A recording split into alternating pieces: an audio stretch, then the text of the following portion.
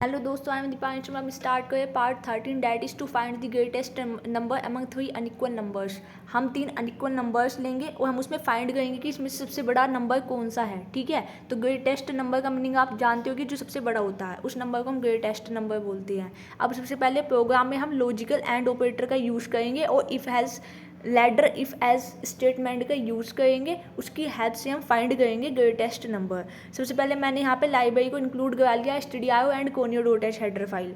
उसके बाद मैंने यहाँ पे मेन फंक्शन लिया जिसका टाइप मैंने रिटर्न लिया है। अगर इंटीजर टाइप का मैंने रिटर्न टाइप लिया है तो मुझे उसका रिटर्न 0 देना पड़ेगा, मीन्स रिटर्न में कुछ ना कुछ कराना पड़ेगा, 0 या 1 जो भी आप देना चाहते हैं। उसके बाद क्लियर स्क्रीन फंक्शन मैंने यहाँ पे यूज़ किया है to clear the output screen. Get ch function मैंने यहाँ पे यूज़ किया है to hold the output screen. उसके बाद मैंने यहाँ पे इंटीजर टाइप की 3 वेरिएबल डिक्लेरेशन किया है A B and C. A B और सी ये यहाँ पे हमारे 3 अनइक्वल वेरिएबल्स रहेंगे जिनकी वैल्यू हम कभी भी सेम नहीं देंगे।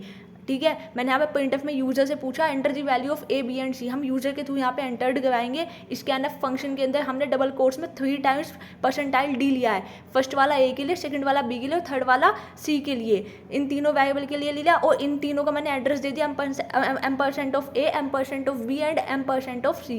ठीक है, तो ये प्रिंटफ में तो यूजर अंडरस्टैंडेबिलिटी के लिए हो गया कि यूजर को पता लग जाएगा कि मुझे ए बी और सी की वैल्यू देनी है। स्कैनफ ने रीड कर ली वैल्यू। उसके बाद मैंने यहाँ पे कंडीशन लगाई कि if A greater than B, अगर ए की वैल्यू बी से बड़ी है एंड यहाँ पे लॉजिकल एंड ऑपरेटर का ये सिंबल है जो डबल एड्रेस मैंने यहाँ पे लिखा है। ठीक है, एंड ए ग्रेटर देन सी, अगर ए की वैल्यू बी से भी बड़ी हो, सी से भी बड़ी होगा, ये कंडीशन ट्रू होती है तो प्रिंटफ में क्या कर देगा, ए इज ग्रेटेस्ट, ए की जो भी वैल्यू होगी वो ग्रेटर कहलाएगी। नेक्स्ट, अगर इफ पार्ट हमारा एग्जीक्यूट नहीं होता है, कब एग्जीक्यूट नहीं होगा, जब कंडीशन फॉल्स हो जाएगी। उसके बाद वो आएगा एज इफ पे। एज इफ में क्या होता है कि अगर बी की वैल्यू ए से बड़ी हो एंड बी की वैल्यू सी से बड़ी हो तो एज इफ वाला पार्ट एग्जीक्यूट हो जाएगा, क्या कि बी इज ग्रेटेस्ट। एक बात ध्यान रखना, जो मैंने इफ और एज इफ में जो भी कंडीशन दिया है, एंड का मीनिंग होता है कि अगर दोनों ही कंडीशन ट्रू है तब इसके अंदर का स्टेटमेंट एग्जीक्यूट होगा।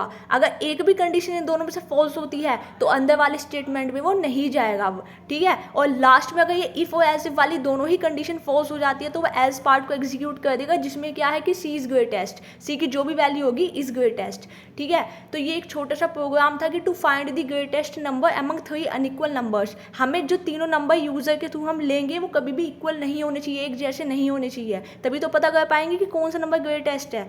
ठीक है, तो अब हम यहाँ पे कंपाइल कराएंगे। सक्सेसफुली कंपाइल हो गया। अब मैंने रन करा के देखा enter the value of A B and C, तो आप यहाँ पे 367 और मैंने कुछ इस तरीके से रैंडम ले लिया। ठीक है, और देखिए 67 इज ग्रेटेस्ट। उसी तरीके से आप वापस तीनों वैल्यू दे करके देखेंगे तो जो भी नंबर मेरा ग्रेटेस्ट होगा, सपोज 454 यहाँ पे ग्रेटेस्ट होगा तो यहाँ पे आगे 454 इज ग्रेटेस्ट। तो I hope you understand. Thank you so much. और इस वीडियो में बस इतना ही, धन्यवाद।